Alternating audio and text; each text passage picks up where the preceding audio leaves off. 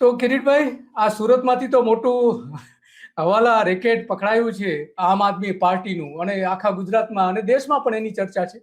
તો શું થયું તે થોડી દર્શકોને ટૂંકમાં વાત કરશો? જી, સૌથી પહેલા તો દિલીપભાઈ આપણે એ વસ્તુ સમજવી પડશે કે આમ આદમી પાર્ટીનું એપી સેન્ટર સુરત શા માટે છે. 2015ના પાટીદાર અનામત આંદોલન પછી આમ આદમી પાર્ટીનો ઉદય ગુજરાતમાં થયો અને સુરતની અંદર મહાનગરપાલિકાની ગઈ ટર્મની ચૂંટણીમાં આમ આદમી પાર્ટીને 27 સીટો મળી કોર્પોરેશનની. એ કોર્પોરેશનમાંથી પછી 12 કે 14 જણા જે હતા આમ આદમી પાર્ટીના ઉમેદવારો હતા, એ લોકો પાછા રાજીનામા આપીને ભારતીય જનતા પાર્ટીમાં જતા રહે. આ નજીકના ભૂતકાળની વાત છે, છેલ્લા 5 વર્ષની વાત છે.